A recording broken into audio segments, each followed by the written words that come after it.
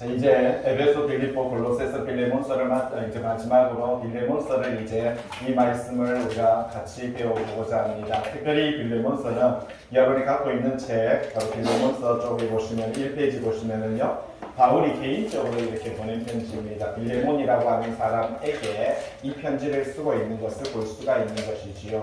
어떻게 보면 오네시모라고 하는 종이 있었는데 이 빌레몬의 종이었습니다. 그런데 이 빌레몬의 종이었던 오네시모가 빌레몬에서 집에서 도망을 갔습니다. 그 당시에는 로마가 통치하는 시대였기 때문에 그 당시에 종이 도망을 갔다라고 하는 것은 곧 사형을 의미하는 것이고요. 죽어야 되는 것이 마땅한 것인데도 불구하고, 자, 1페이지 한번 보세요. 빌레몬서 1장 1페이지 두 번째 줄에 보시면 노예 신분인 빌레몬일지라도 그리스도 안에서 한 형제이기 때문에 사랑 안에서 서로 용납하고 받아들여야 된다. 그 이야기를 합니다. 여러분, 우리는 에베소, 빌립보서, 골로새서를 보면서 남편은 아내를 사랑하고 아내는 남편에게 복종하며 주인은 종을 긍휼히 여기고 종은 주인에게 순종하라. 그죠? 부모는 자녀를 노엽게 하지 말고 자녀는 부모에게 온전히 복종하라라고 이렇게 말하는 이런 모습들을 보았습니다. 그런데 여기서 이런 관계 속에서 오늘 이 성경은 특별히 그렇게 말로만 하는 것이 아니라 오늘 여기서는요, 우리가 진정으로 삶의 현장 속에 이러한 현실이 다가왔을 때 어떻게 대처할 것인가, 그러한 이야기를 들려주고 있습니다. 여러분 입장 바꿔서 한번 생각을 해보세요. 여러분들이 주인이었는데, 그죠? 어느 날 여러분의 밑에서 일하던 사람이 이 입장이 바뀌는 거예요. 갑자기 형제의 모습으로 옆에서 같이 동역자로 다가온다면 여러분들은 과연 그것을 어떻게 용납할 것이고 어떻게 받아들일 것인가, 이게 참 중요합니다. 충분히 우리는요, 이러한 개념이 없는 상태에서는요, 뭐 사랑하면 되지, 그렇지, 긍휼히 여기면 되지, 용서하면 되지, 화합하면 되고 받아들이면 되지, 우리는 얼마든지 말은 할 수가 있습니다. 그러나 현실적으로 그런 일이 다가왔을 때 우리는 그 모습을 어떻게 받아들인가, 이것이 참 중요한 것이지요. 1페이지 맨 밑에 보시면은 밑에서 세 번째 줄에 갈라디아서 3장 28절에 뭐라고 말합니까? 너희는 유대인이나 헬라인이나, 여러분 그 당시에 유대인들은 헬라인들을 용납할 수 없어요. 왜냐하면 저들은요 이방인이고 저들은요 하나님 앞에 구원받지 못하는 자들입니다. 왜냐하면 유대인들은 자기들은 선민이고 우리만 택감받았고 우리는 하나님의 백성이고 하나님의 자녀이고 하나님의 나라인데 저들은 이방인이다. 그렇기 때문에 유대인과 헬라인이 하나가 된다? 유대인의 입장에서는 용납이 안 되는 사고방식입니다. 그 다음에 종이나 자유인이나, 여러분 종과 자유인이 어떻게 똑같을 수가 있겠습니까? 남자와 여자 그 시대적으로는요, 여러분 대단합니다. 여자는 재산의 일부였지 어떻게 보면 남자와 여자가 동일한 신분이다? 이 시대적인 배경을 보시기 바랍니다. 지금 성경이 기록되는 시대적인 배경에서는요, 지금 여기서 말하는 이 형태는 결코 용납되지 않는 사고방식 안에 있었던 것을 볼 수가 있는 것이죠. 그런데 그 뒤에 뭐라고 말합니까? 다 그리스도 예수 안에서 뭐라고요? 하나다, 이렇게 말을 하고 있습니다. 성경은 어떻게 보면 상당히 평등주의입니다. 어떻게 보면요, 서로가 서로를 이해하고 용납하고 항상 나보다 남을 낮게 여기기는 이러한 마음의 자세, 서로 화합하고 화목하며 서로가 서로를 용서하고 용납하는 이러한 것들이 바로 성경이 우리들에게 들려주는 이야기인 것입니다. 오늘 우리는 21세기를 살아가고 있지만 성경이 기록되는 그 시대 속에서는요, 이러한 것들이 너무나도 큰 충격을 갖고 있었고 충돌이 되었던 그 시대적인 배경을 갖고 있다는 겁니다. 그런 측면에서 우리는 이런 성경을 볼 필요가 있다는 것이죠. 뒤로 넘겨서 2페이지입니다. 1장 1절에 보도록 할게요. 그리스도 예수를 위하여 갇힌 자 된 바울. 지금 사도 바울은 지금 내가 예수 그리스도를 믿고 예수 그리스도의 복음 사역을 하다가 갇혔다라고 이렇게 말하죠. 동일하게 에베소, 빌립보, 골로새서, 빌레몬서 이 네 개는요, 옥중서신이다라고 이렇게 말을 하고 있습니다. 자, 지금 보면은 바울이 로마에 있는 감옥에 여기에 갇혀 있습니다. 그리고요, 바로 빌립보 있죠, 에베소 있죠, 이 골로새가 있죠, 여기 라오디게아, 히에라볼리라고 하는 이러한 여러 가지 측면이 있습니다. 그리고 사도 요한이 밤모섬에서 에베소, 스무나, 보가모, 도아디라, 사데, 빌라델비아, 라오디게아에게 편지를 썼던 요한계시록이 기록되는 그 배경적인 위치를 갖고 있는 것을 볼 수가 있는 것입니다. 이러한 측면에서 지금 이 편지를 쓰고 있다라는 것이지요. 지금 바울은 어디 있습니까? 로마의 감옥에. 그러면서 1절 그리스도 예수를 위하여 내가 복음 전하다가 예수 그리스도를 위하여 사역하다가 다쳤다라고 이렇게 말하죠. 그래서 형제 디모데는 우리의 사랑받는 자요 동력자인 빌레몬 이렇게 말합니다. 자, 지금 상당히 어떻게 보면 바울은 빌레몬이라고 하는 사람을 어떻게 보면 평신도이고요 집사인데 그 빌레몬이라는 사람은 상당히 존귀하게 여기고 상당히 이렇게 칭호를 높입니다. 어떻게 해요? 사랑받는 자, 나의 동력자 이렇게 말을 하고 있습니다. 여러분 우리도 삶을 살아가는 과정 속에 말하자면 어떻게 유명한 사람이 말하자면 대통령이나 이런 사람이 어이 내 친구야 이렇게 말을 해주면 우리는 상당히 마음이 뿌듯한 것입니다. 이 시대적인 배경 속에서 사도 바울의 위치는 상당히 있습니다. 기독교인들 간에 이 바울의 위치가 대단했죠. 그런데 어느 날 갑자기 조용기 목사님이 톡 오더니 아니면 옥하는 목사님이 톡 오더니 이러면서 여러분들의 누군가의 이름을 보내서 여기는 내가 오래전부터 알고 있는 내 지인이야 라고 이렇게 표현한다면 우리는 상당히 뿌듯함을 느끼는 것입니다. 그런데 바울이 지금 그렇게 말합니다. 뭐라고 말합니까? 나의 사랑, 우리의 사랑받는 자고 우리의 동력자인 빌레몬 이렇게 말을 하고 있는 것을 볼 수가 있는 것이죠. 상당히 지금 뭔가를 붕붕 띄우고 있습니다. 누구를요? 빌레몬을. 왜 그렇습니까? 지금 부탁을 해야 되기 때문에 그렇습니다. 종이었던 오네시모가 도망갔는데 오네시모 좀 용서해도 이 말을 하기 위해서 일단 밑밥을 좀 깔고 있습니다. 여러분들도 뭔가 미안한 마음이 있고 죄송한 마음이 있고 어떤 상황 속에서 이걸 좀 풀어야 될 때 왠지 상대에 대해서 좀 이래 인격적으로 높이면서 좋은 이야기를 할 때가 있잖아요. 그런데 지금 그렇게 시작을 하고 있습니다. 우리의 사랑받는 자요 우리의 동력자인 빌레몬 이렇게 말을 하죠. 2절이죠. 자매 아비아 빌레몬의 아내였습니다. 우리와 함께 병사된 아키포 아들이었습니다. 빌레몬의 아들이었죠. 그러면서 그 가족 전체를 빌레몬 그리고 그 아내 그 아들까지 이렇게 말을 하고 있죠. 그런데 어떻게 보면 이 아키포는요 지금 이 골로새 교회의 목회자로서 사역을 하고 있었습니다. 참 그 아버지의 신앙과 그 믿음이 좋았고요. 그 아내의 신앙과 믿음이 참 아름다웠는데 그 아들의 신앙도요 좋았어. 그 아들이 지금 그 교회의 담임 목회자로서 말씀을 전하는 이 사역을 하고 있는 것을 볼 수 있는 것이지요. 내 집에 있는 교회에 그렇게 말을 하고 있는 것을 볼 수 있습니다. 그 당시에는요 교회가 각자 집이었습니다. 김창원 집사님의 집이 교회였고 김성우 집사님의 집이 교회였습니다. 이성민 집사님의 집이 교회였고요. 옥도걸 장로님의 집이 교회였습니다. 그래서 그 사람의 이름을 부르면서 누구누구의 집에라고 그렇게 말하면 그 집에 있는 교회라고 이렇게 말하죠. 옥장로님과 가족들과 그리고 주변에 친인척이 같이 모이고 거기에 사도 바울이 혹은 다른 어떻게 디모데가 혹은 여러 다른 사역자들이 그곳에 가서 복음을 전하는 이것이 바로 초대교회의 형태였습니다. 오늘날 같이 이렇게 교회가 만들어지고 이런 형태가 아니라 집집마다 그렇게 교회의 형태를 가지고 교회가 아니죠. 그냥 일반 가정집이었죠. 그곳에서 복음이 전해지는 그 장소가 뭐라고요? 교회인 것입니다. 여러분 두세 사람이 한두 사람이 모여서 하나님의 복음을 듣고 전하는 그 장소가 뭐라고요? 교회인 것입니다. 예전에 친구 목사님이 서울에서 이렇게 내려오셔가지고 같이 2박 3일을 하루에 거의 한 16시간씩 둘이서 성경을 공부하다가 이렇게 말했습니다. 지금 자네하고 나하고 둘이서 공부하는 여기가 교회야 라고 둘이가 말해요. 이 친구가 갑자기 머리 끝에서 발끝까지 소름이 쫙 전기가 막 쫙 흐르더라는 거예요. 자기도 모르게. 야 맞아 이게 교회였지.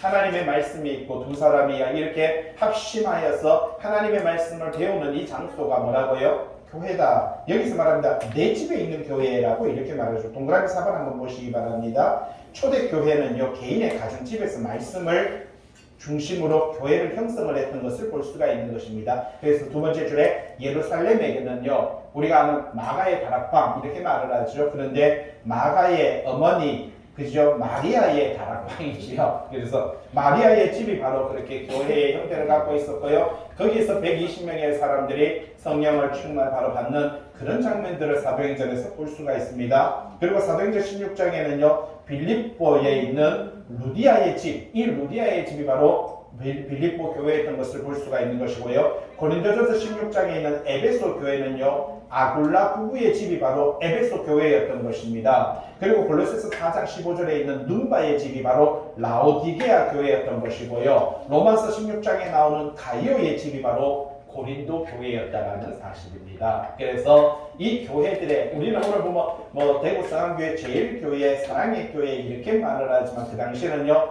한 사람의 집이 곧 거기가 뭐였다는 겁니까? 교회였다라고 하는 것을 우리들에게 들려주고, 3절에요. 하나님 우리 아버지와 주 예수 그리스도로부터 은혜와 평강이 너에게 있을지어다. 사도 바울은 모든 복음서를 시작하면서 에베소서, 빌립보서, 골로새서, 그 외에도 고린도전서 다른 복음서를 이야기할 때마다 항상 은혜와 평강이라는 단어를 쓰고 있습니다.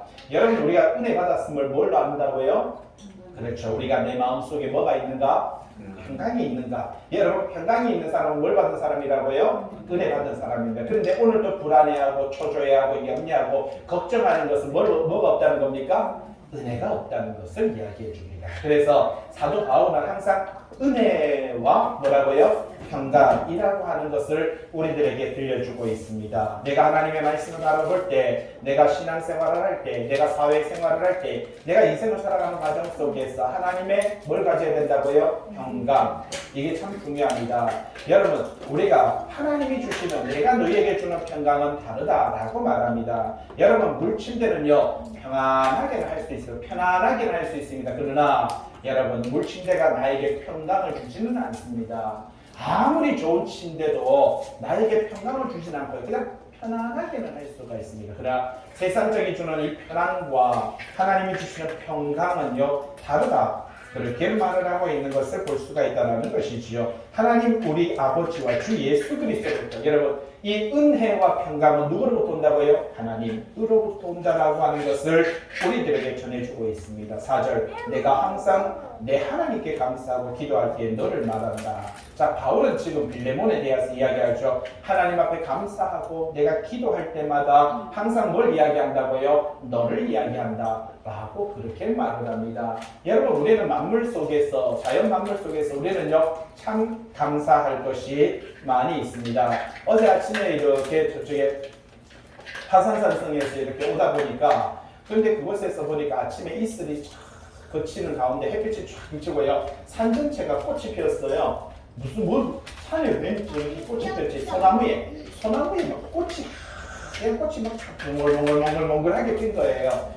도대체 뭔가 싶어서 봤습니다. 차를 세우고 막 놀래가지고 봤더니 거미줄에 나무에 완전 거미줄이 어떻게 그렇게 많았지? 거기에 이슬이 맺혀가지고 햇빛이 쫙 그것은 반대쪽에서 비치니까요, 그걸 표시가 되면서 이 소나무에 완전 산 전체가 그냥 목련꽃이, 그냥 송뭉치 같은 것이 산 전체를 덮고 있는 거예요.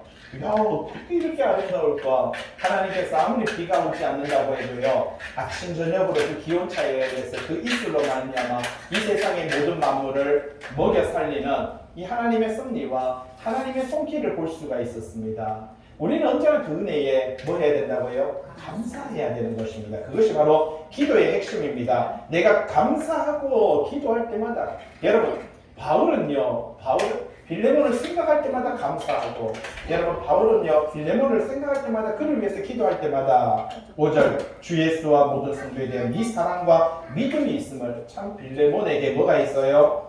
하나님에 대한 사랑도 있었지만 성도에 대한 사랑과 하나님에 대한 믿음과 성도에 대한 믿음, 여러분, 이 믿음과 사랑이라는 것이 이 빌레몬에게 있다는 것을 그는 들었다. 6절, 이로써 내 믿음의 교제가 우리 가운데 있는 선을 알게 하고 그리스도께 이르도록 역사한다. 참 중요합니다. 이 믿음의 교제라고 이렇게 말을 하죠. 여러분, 믿음에서부터 나오는 교제라고 이렇게 말합니다. 인간적인 교제는요, 용납이 안 되죠. 좀 전에도 말했듯이 유대인이 헬라인을 받아들인다? 안 됩니다. 여러분, 주인이 종을 받아들인다? 안 됩니다. 그 시대적으로 남자가 여자를 받아들인다? 안 됩니다. 그 시대적으로요, 부모가 자식을 받아도 용납한다? 안 되는 시대에 예수 그리스도 안에서는 이 모든 것을, 그래서 이 믿음의 교제 안에서는 이 선을 알게 하고 선을 행하는 것이 당연한 것이다라고 하는 것을 우리들에게 들려주고 있는 것을 볼 수 있죠. 그 선이 누구에게 있다는 겁니까? 빌레몬,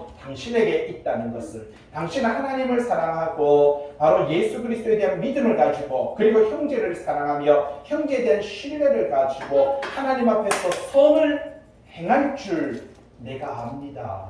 그렇게 보호하고 있는 것을 볼 수 있죠. 7절 형제여. 자, 지금 보면 사도 바울은 빌레몬을 가리켜서 뭐라고 말합니까? 형제. 여러분 그 당시에 이 형제라는 것은요 상당히 어떻게 보면 상대를 존중하고 뭐 요즘 말하면은요 선생님 뭐 이 정도 이 정도의 존귀함을 가지고 칭하는 그런 이야기입니다. 상대를 가리켜서 내 형제예요. 여러분 바울은 빌레몬에게 복음을 전하는 자였고 빌레몬은 바울에게 복음을 듣는 자였습니다. 그런데 지금 바울이 가르치는 선생님이 그 배우는 학생을 가리켜서 성도를 가리켜서 뭐라고 말합니까? 형제여 라고 그렇게 말을 하고 있는 것을 볼 수 있죠. 자, 여기에는 복선이 깔려 있습니다. 어떤 복선이 깔려 있냐면은 조금 뒤에 가면은 사도 바울은 오네시모를 가리켜서 뭐라고? 내 형제 오네시모라고 이렇게 말을 합니다. 자, 그러면 빌레몬과 오네시모의 관계는 무슨 관계라고요? 주인과 종의 관계 그래요. 잘 보세요. 바울이 빌레몬을 받아서 내 형제여. 나중에 오네시모가 이제 얘가 내 형제야. 그래서 누구 둘 다 형제. 이렇게 요 공식이 깔려 있어요. 이게 참 보면 그래서 뭐 참 귀합니다. 여러분 이 사고 방식 어디서 나온지 아십니까? 예수님의 하나님을 가리켜서 뭐라고 말했습니까? 내 아버지라고 했죠. 그러면서 예수님은 우리 보고 뭐라고 했습니까? 내 형제라고 말을 했죠. 그래서 우리는 하나님을 가리켜서 뭐라고 말합니까? 아버지 하나님. 야, 우리는 예수님과 동급으로 만들어주시는 이 은혜가 엄청난 은혜인 거거든요. 이게 놀라운 은혜입니다. 여러분 우리는 죽을 수밖에 없는 죄인들이었거든요. 여러분 용서받을 수 없는 죄인들이었거든요. 여러분 종보다도 못한 것이 죄인 아닙니까? 종보다도 못한 것이 죄인인데 우리의 원래 출신 성분은 그렇거든요. 근데 예수님은 우리를 가리켜서 내 형제라라고 말을 하고요. 예수님은 하나님을 가리켜서 아버지라라고 말을 합니다. 너희는 이렇게 기도하라라고 하늘에 계신 우리 아버지여라고 기도하라고 말을 합니다. 그러면서 우리를 예수님이 어떻게 했습니까? 동급으로 만들듯이 바울은 지금 뭐라고 하니까 형제여. 빌레몬을 말하면서 형제여라고 말하더니 좀 이따가 네 종 오네시모 여기 내 귀한 형제를 내가 네한테 보낼게 이렇게 말을 하면서 뭐라고 쌩쌩이 똥급이야 이렇게 말을 하는 거면 여기 깔려있는 복선이 있습니다. 7절 형제여 라고 이렇게 말을 하죠. 성도들의 마음이 너로 말미암아 평안을 얻었다. 자, 어떻게 보면 빌레몬을 통해서 골로새 교회 성도들이 너로 말미암아 이 빌레몬 그리고 그 아내 아키포와 또 그 아들 또 이를 통해서 어떻게 했다고요? 암비아와 아키포를 통해서 지금 너네들로 말미암아 모든 성도들이 뭘 얻었다고요? 평안을 얻었다. 그런데 한 사람은 지금 상당히 염려하고 걱정하고 두려워하는 사람이 하나 있어. 이렇게 모든 사람은 너 하나 때문에 빌레몬 너 때문에 말하자면 교회 모든 사람들이 다 평안함을 얻었는데 지금 내가 말하고 싶은 거는 한 사람인데 이 사람은 너로 말미암아 많은 걱정을 하고 있고 너로 통해서 많은 염려를 하고 있어. 그죠? 누굽니까? 오네시모라고 하는 종이겠지요. 너로 말미암아 평안함을 얻었으니 내가 너의 사랑으로 많은 기쁨과 위로를 받았네. 그러니까 너의 행동, 너의 그 사랑, 너의 믿음, 너의 그 모든 평안함이 모든 성도들에게 끼치는 그 영향력 때문에 모든 성도들이 참 평안함을 얻었는데 나는 그런 말미암아 기쁨을 얻었고 나는 그런 말미암아 위로를 받았다. 지금 막 빌레몬을 붕붕 띄웁니다. 지금 뭔가 해야 될 게 있죠. 계속 띄우고 있습니다. 6절 이러므로 내가 그리스도 안에서 아주 담대하게 너에게 마땅한 일로 명할 수도 있으나 자 여기서 오세요. 좀 전에 말했죠. 바울은 빌레몬을 가르친 사람이고 예수 그리스도 안에서 복음을 전하여서 그 사람이 기독교인이 되고 하나님의 자녀, 하나님의 나라, 하나님의 기업, 하나님의 백성이 되게 한 장군입니다. 그렇기 때문에 내가 충분히 선생으로서 제자인 너희에게 선생으로서 성도인 너희에게 내가 명령으로 명할 수도 있고 딱 편지 써서 자 빌레몬 오네시모를 받아들여 라고 이렇게 내가 명할 수도 있으나 그죠? 그러나 도리어 사랑으로서 강구한다. 내가 그렇게 하지 않고 뭐라고요? 내가 너를 사랑하는 그 사랑의 신실함으로 너에게 분부 바로 간구한다. 여러분 간절히 구한다. 기도할 때 나는 소리 아닙니까? 우리가 하나님 앞에 간절히 기도할 때 정말 이 간절함을 가지고 애절함을 가지고 하나님 앞에 우리의 여러 가지 아픔과 고통과 실망과 염려를 하나님 앞에 구할 때 하는 것이 간구 아닙니까? 근데 선생님 바울이 충분히 내가 말할 수도 있고 충분히 이것을 명령할 수도 있는 부분에 있으면서 그 위치에 있음에도 불구하고 빌레몬에게요, 내가 정말 진심 어린 사랑으로 내가 너한테 간절히 내가 소망하고 기도하기를, 나이가 많은, 여러분 바울 서신 어디에도요 자기의 나이에 대해서 이야기한 적이 한 군데도 없습니다. 근데 여기에서 유일하게 이제는요, 말하자면 선생님과 제자가 아니고 또 한 단계 더 가죠. 나이로서 내가 누구보다 연장자로서 나이까지 이제 밀고 갑니다. 참 바울이 얼마나 지금 애절한지 아시겠죠. 조금 전에 말씀드렸듯이 그 시대는요, 오네시모가 오는 걸 보고 빌레몬이 그 자리에서 바로 멱살 잡고요 목을 딱 쳐도 죄가 아니에요. 시대적인 배경입니다. 그렇기 때문에 지금요, 이제 이게 뭐냐, 내가 선생님으로서 니한테 내가 선생님 아니고 형제로 가잖아, 내가 막 믿음으로 가잖아, 내가 간절히 요구한다 하면 안 되니까 거기서 뭐가 나이까지 이제 학벌 나오고요, 나이 나오고 다 나옵니다. 지금 나이로서 나이가 많은 나 바울은, 예? 지금 또 예수 그리스도를 위하여 갇힌 자 되어, 이때 바울의 나이가 약 65세 정도 되는 그런 나이였던 것을 볼 수 있는 것이죠. 그러면서 예수 그리스도를 위하여 갇힌 자 되었다. 지금 내 현실은, 내 환경은 로마의 감옥에 갇혀 있어. 내가 정말 직접 가고 싶은데 이 오네시모를 내가 손잡고 데리고 가서, 예? 그렇게 해서 보호해주고 막아주고 이 문제를 해결하고 싶은데 나 지금 갇혀 있어. 내가 못 가. 내 마음대로 안 돼. 라고 이렇게 말하죠. 10절. 갇힌 중에서 나아나되. 참 감옥에 있으면서 이 오네시모를 만났다 이렇게 말합니다. 사도 바울은 로마의 감옥에 갇혀서 종이 되어서 포로 되어서도 복음 사역을 멈추지 않았다는 것입니다. 예? 대단하죠. 이 사람은 어떤 위치에 있든지 어떤 장소에 있든지 그 장소에서, 여러분 꼭 교회에서만 복음을 전하는 게 아닙니다.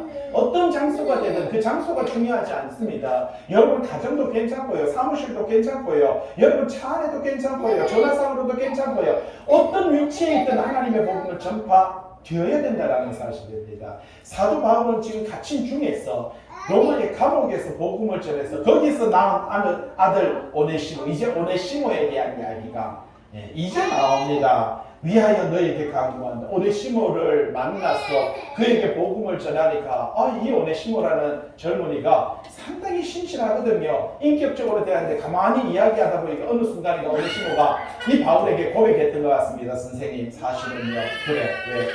제가 빌레몬의 종이었습니다.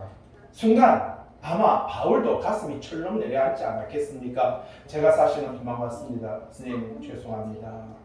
라고 했을 때 이 바울은 그 이야기를 했을 때 얼마나 힘들었겠습니까? 이 감옥에서 한 명의 영혼을 구원시키고 한 명의 영혼에게 복음을 전하고 한 명의 영혼에게 예수 그리스도를 전하여서 이 사람이 예수 그리스도의 종이 되어 예수 그리스도의 사역자가 되어 자기 옆에서 전심전력으로 사역하는 이 젊은이를 바라볼 때 너무나도 소중했는데 너무나도 귀했는데 갑자기 그 사람이 자기의 바로 저 양심 고백을 하는데, 저는 빌레몬의 종이었습니다. 선생님, 저 도망 나왔습니다. 어떻게 하면 좋습니까? 라고 하는 이 질문을 했을 때 그도요 가슴이 덜컥 내려앉았을 것입니다. 그러자 이 바울은요, 이 오네시모를 위해서 내가 나서야 되겠다. 직접 내가 걸어가고 내가 그 손을 잡고 너에게 가서 내가 간절히 무릎 꿇고라도 너에게 부탁하고 싶은 마음이 간절하지만, 그러나 내가 현실적으로 지금 갈 수 없는 실정이라서 이렇게 글로 쓴다고 이렇게 말하죠. 오네시모를 위해서 네가 너에게 간구하노라. 지금 보세요, 두 번이나 사랑으로 간구하고 오네시모를 위해서 너에게 간구한다, 간절히 요구한다, 간절히 구한다. 얼마나 지금 자기 자신을 낮추고 있습니까? 어쩌면 이 바울은요, 오네시모와 손잡고 왔으면 무릎이라도 꿇었을 자세입니다. 이 정도면은, 그죠? 그렇게 부탁을 하고 있습니다. 그가 전에는 너에게 무익하였으나, 여러분 종이 무익할 수 없죠. 유익하죠. 종이 있으면 얼마나 유익한. 근데 종이 도망가 보니까 무익한 거죠. 갑자기 도망가니까 도망가면서 그냥 도망가겠습니까? 뭐 좀 훔쳐가기도 했겠죠. 귀한 거 이제 예, 보석들 좀 뭐 금 좀 폐물 좀 가져갔겠죠. 그런데 제일 중요한 건 뭐 폐물이 중요한 게 아니고요. 한 사람의 일꾼이 있어야 되는 그 장소에, 그 농사의 자리에, 그죠? 일꾼이 있어야 되는 자리에 사람이 없어졌으면 거기에 어떻습니까? 다른 사람이 두 배로 일을 해야 되고, 잘못하면은 빌레몬이 그 자리에 가서 자기가 일해야 돼. 이건 내 일이 아니고 지금 뭐야? 오네시모가 해야 되는 일자리인데, 아니 오네시모가 이놈이 도망가 버리니까 거기 그 자리에 누가 가야 되는 거예요? 내가 가는 거예요.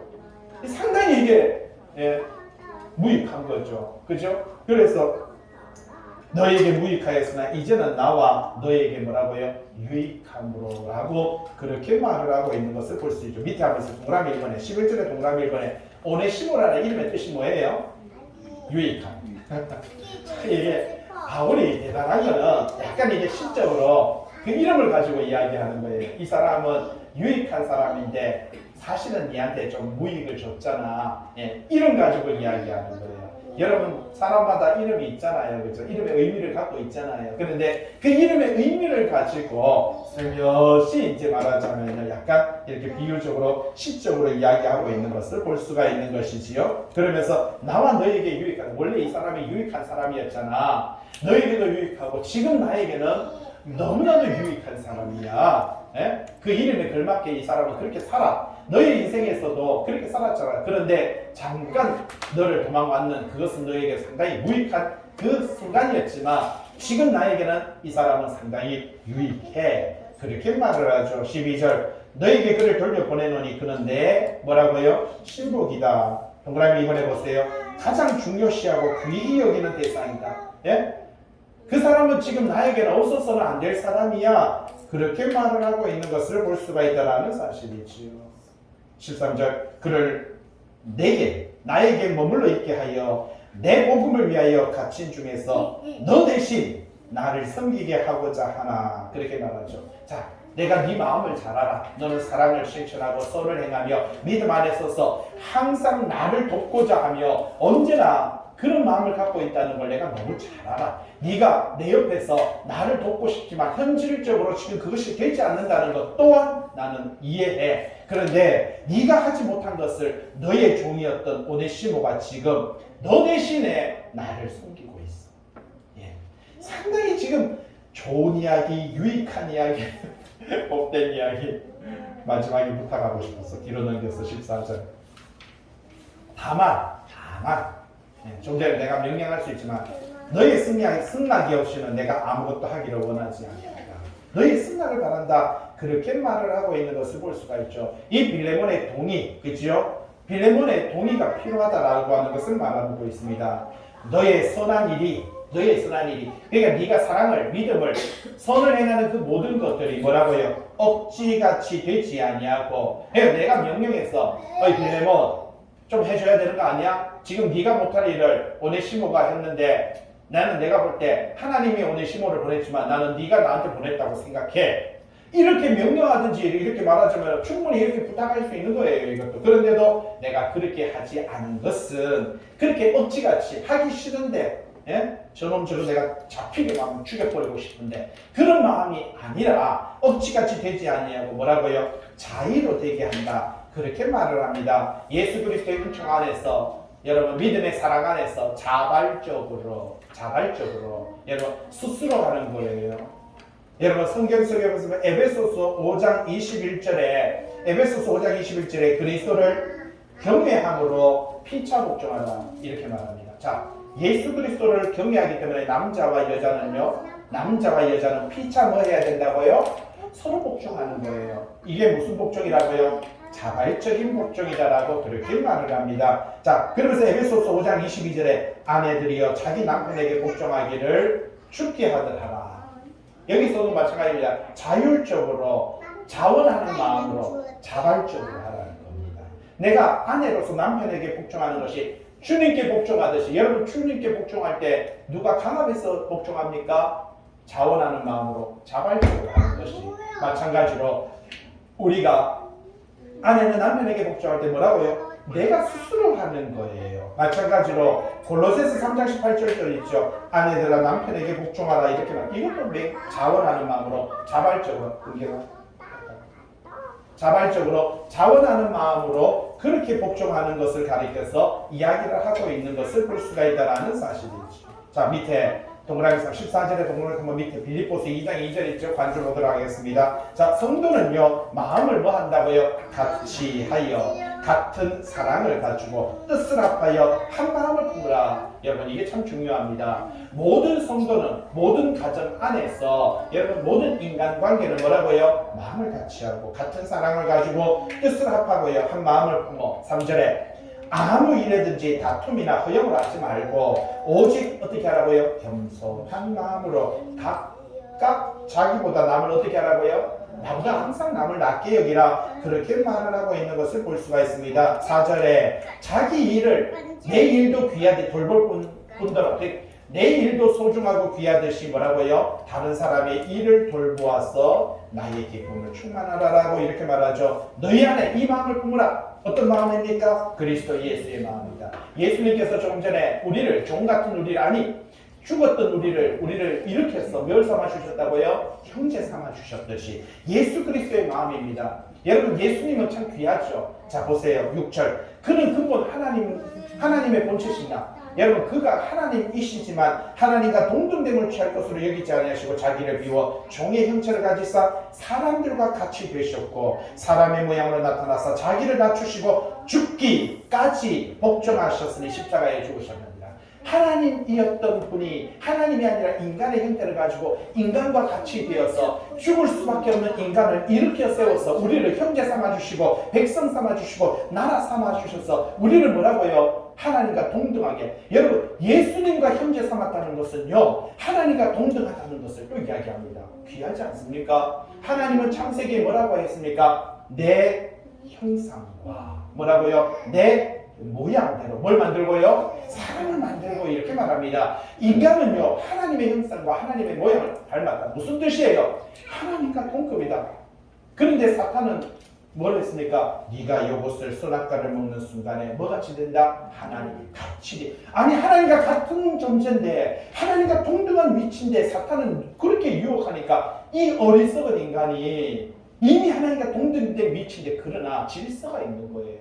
남편과 아내는 동등합니다. 그러나 가정에서 하나님께서 가정 안에 질서를 세워놨어요. 남편은 아내의 머리로서 우두머리로서 리더다 지도자로서 세워놓은 거고요. 또 아내는 남편의 뭐예요? 돕는 배필로서 만들어 놓은 거예요. 그래서 서로가 서로를 서로 사랑하면서 하나 되어서 한 가정을 세우라는 거죠. 마찬가지로 교회도 마찬가지입니다. 목회자도 성도도요 모두가 하나가 되어서 한 마음 한 뜻 같은 사랑을 가지고 같은 마음을 가지고요 하나님의 나라 하나님의 교회를 어떻게 하라는 겁니까? 세워가라라고 하는 것이 성경이 우리들에게 말해주는 그런 내용입니다. 15절 그가 잠시 떠나게 된 것은 아마 그게 아마라고 이렇게 아마 그가 잠시 너를 떠나게 된 것은 너로 하여금 그를 뭐라고요? 영원히 두게 한 참 무슨 말인 것 같아요? 야, 그가 잠시 너를 뜬 건 하나님의 계획과 하나님의 섭리야. 영원히 너의 형제로서, 너의 종으로 존재하니까 영원히 형제로서 천국까지 같이 가게 하기 위한 하나님의 뜻과 하나님의 섭리가 있는 것이야. 여러분 우리는요, 내 주변의 사람들을 볼 때 소중하게 보시기 바랍니다. 항상 나보다 낮게 보시기 바랍니다. 정말 내가 그 사람 때문에 큰 은혜를 입고 큰 도움을 받을 수 있다는 사실을 여러분 잊지 마시기 바랍니다. 예전에 그 신들러 리스트 아시죠? 그죠? 그 신들러라는 사람이 얼마나 많은 유대인들을 어떻게 보면 살렸습니까? 근데 신들러가 그 전쟁이 끝나고 나서 그가 계속해서 부도가 났잖아요. 부도가 나니까 결국 그가 나중에 재산이 아무것도 없이 빈털터리가 되었는데 그때 자기가 살려주던 그 유대인들이 그 소식을 듣고요. 자기들이 십시일반으로 돈을 모아서 신들러에게 돈을 다시 대줍니다. 그래서 신들러가 다시 한번 그에게 도움을 주고 있는 것을 볼 수가 있는 것이죠. 인생은 그와 같습니다. 내가 도움을 준 사람에게 어느 날 내가 도움을 받을 때가 있는 것이 우리의 인생이다라는 사실이죠. 바울은 그렇게 말을 하고 있습니다. 그가 지금은 너의 종이었지만 하나님께서 그를 뭐라고요? 영원한 믿음의 형제로서 영원히 두게 하기 위한 하나님의 섭리가 혹시 있지 않았을까? 아마. 그래서 아마. 16절 이후로는 종과 같이 대하지 아니하고 종 이상으로. 예, 그렇기 때문에 너는 종 이상 뭐예요? 형제같이 대해줬으며 사랑받는 형제로. 그는 충분히 사랑받을 만한 형제로. 너의 종이었지만 네가 죽여도 뭐 참말하자면 시원찮을 사람이지만 너의 형제로 둘 자가. 특히 나에게 내게 특별히 그러하거든. 하물며 육신과 주 안에서 상관된 내게야. 그죠? 주인된 너. 그죠? 이 오네시모에게 상관, 오네시모에게 주인된 너. 그죠? 여기서 말을 하고 있습니다. 그 이야기를 들려주고 있는 것을 볼 수가 있어요. 17절. 그러므로 네가 나를 동력자로 알진대. 자, 빌레몬에게 말합니다. 너는 내 형제고 너는 나의 사역자이며 나의 동일한 동역자인데 그를 영접하기를 어떻게 하라고요? 내게. 네가 나를 뭐라고요? 형제로서 또 스승으로서 이렇게 영접하듯이 18절 그가 만일 너에게 불의를 하였거나 너에게 빚진 것이 있으면 그것을 내 앞으로 계산하라. 그렇게 말합니다. 혹시 너에게 불의를 행하였고 그죠? 너에게 손해를 끼쳤다면 그가 도망을 가서 재산상으로 큰 손해를 내가 끼친 거 알아. 네? 네한테 참 어떻게 보면 네가 인격적으로 종이 도망갔다는 거는 주인을 무시하는 행동 아닙니까? 맞잖아요. 상당히 인격적으로 너에게 상처 줬음도 내가 알아. 그 모든 상처, 네 마음의 상처, 어디 물질적인 상처, 그 모든 것들을 내 앞으로 어떻게 하라고요? 내 앞으로 계산해. 19절, 8절, 8페이지입니다. 뒤로 나 바울이 친필로 쓴다. 이게 보세요. 보통 바울은 자기 친필로 안 썼어요. 안 썼어요. 보통 불러줬다고 했죠. 근데 이 장면은 자기가 친필로, 내가 여기서 친필로 쓴다. 뭐예요? 내가 갚을 거예요. 내가 갚을게. 그죠? 네가 이 외에 네 자신이 내게 빚진 것은 내가 말하지 않고. 갑자기 여러분 바울은 빌레몬은 바울한테 빚진 거 없습니다. 왜냐하면 오히려 빌레몬 집에 가니까 바울은요 숙식을 제공하고 거기다가 말하자면 사역을 할 수 있도록 뒤에서 돈을 후원해주고 그렇게 했습니다. 그런데 바울이 뭐라고 하니까 네가 나에게 빚진 것은 내가 말. 여기서 뭘 이야기합니까? 너는 물질적으로 나에게 도움을 줬지만 너는 영적으로 네가 구원받을 수 있고 하나님의 백성 되게 했으며 하나님의 나라 하나님의 기업이 되게 한 것은 너는 나에게 영적으로 뭐라고요? 빚진 것이다. 네가 나에게 빚진 것은 내가 말하지 않아. 그렇게 말을 하고 있는 것을 볼 수가 있다는 사실이죠. 사도 바울은 끊임없이 여러분도 똑같습니다. 우리는요 성경에는 사랑의 빚 외에는 아무 빚도 지지 말라라고 말했죠. 그러나 교회 안에서 신앙생활을 하면서 우리가 이렇게 교회에 나와서 여러분 말씀을 듣는 이 시간은 여러분들은 지금 저한테 사랑의 빚을 지고 있는 겁니다. 저는 최선을 다해서 이 말씀을 준비해야 되고요. 이 말씀을 여러분들에게 전달해야 되는 그 사명이 저에게 있다라는 사실이죠. 그리고 우리는 그것을 가리켜서 이 교회 안에서 그 신앙과 믿음을 형성하고 우리가 하나님의 나라와 기업이 되기 위한 하나의 한 울타리, 한 마음, 한 뜻이 되어서 예수 그리스도 안에서 한 기업 받은 자로서 각자의 역할과 사명을 하는 것입니다. 바울은 지금 그 이야기를 들려주고 있습니다. 자, 내가 친필로 쓴다. 이 오네시모가 너에게 빚진 것이 있으며 너에게 불의하게 했다며 그건 내가 갚을게. 그건 내가 갚을게. 나한테 그거 돌려. 그런데 너도 이 외에 네 자신이 나에게 빚진 거, 그죠? 여러분 죽을 수밖에 없던 죄인이 예수 그리스도의 복음을 듣고 그러므로 말미암아 그가 하나님의 백성이 되고 그 집이 교회가 되고 그 아내가 참 성도가 되고 그 아들이 목회자가 된 이 모든 것들은 내가 더 이상 거기에 대해서는 언급하지 않을게. 그죠? 내가 돈 갚으라고 말하지 않을게. 무슨 말입니까? 오네시모와 네가 받은 쌤쌤이 내가 너한테 끼친 은혜와 우리 퉁치자 이렇게 말을 하고 있습니다. 지금 20절 오 형제요. 예, 자 여보세요. 오 형제요. 나로 주 안에서 너로 말미암아 기쁨을 얻게 하고 내 마음이 그리스도 안에서 편안하게 하라. 얼마나 지금 걱정을 하고 지금 바울 편지 쓰면서도 조마조마한 거예요. 혹시 빌레몬이 이 편지 펴보지도 않고 저놈 잡아라 해가 그대로 뭘 땡탕 날려보면 이거는 뭐 편지 펴보지도 않고 얼마나 걱정했겠습니까? 바울의 마음은 그렇지만 현실은 그렇지 않잖아요. 얼마나 지금 분하고 억울하고, 예? 오네시모를 보는 순간에 빌레몬이 감정을 절제하지 못하고 참지 못하고 편지고 나발이고, 그죠? 예? 오네시모가 편지 주면은 집어 째버리고 그냥 날려버리면은 지금 모든 게 이 상황이 막 걱정과 염려인 거예요. 그런데 뭐라고요? 형제야, 나로 주 안에서 너로 말미암아 기쁨을 얻고 내 마음이 그리스도 안에서 평안하게 하라. 21절 나는 네가 순종할 것을 뭐라고요? 확신함으로 너에게 썼다. 네가 내가 말한 것보다 더 행할 줄 안다. 무슨 말이에요? 나는 충분히 너를 오네시모를 어떻게 해요? 자유인으로, 예? 종이 아닌 정말 형제로서 자유인으로, 이런 주인의 도장이 필요한 거예요. 도장 딱 찍었어. 이제부터 썼다. 자유 해주기를. 나는 충분히 너희가 그 정도는 할 수 있을 거라고 할 거라고 나는 믿어. 22절 오직 너는 나를 위하여 뭐라고요? 숙소를 마련하고. 갑자기 내가 곧 간다. 감옥에 있으면, 아니 이분이 여기 계시는 분이 골로새에다가 지금 곧 자기가 언제 죽을지도 모르는 사람이, 예? 언제 지금 자기가 지금 목 잘라 죽을지 모르는데 너는 나를 위하여 숙소를 마련하는, 무슨 말이에요? 이미 바울은요, 밑에 보시면은 간수를 통해서 이든지 하나님의 계시를 받았든지 그는 로마의 감옥에서 풀려날 것을 확신하고 있었더랬습니다. 그래서 내가 곧 갈 거야. 숙소 마련하고 기다려. 우리 할 이야기 좀 많지? 이렇게 말합니다. 너희의 기도로 내가 너희에게 나아갈 수 있기를 바란다. 그리스도 예수 안에서 나와 함께 갇힌 자 에바브라, 나의 동역자 마가, 아리스타고, 대만 누가가 문안한다. 주 예수 그리스도의 은혜가 너희 심령과 함께 있을지어다.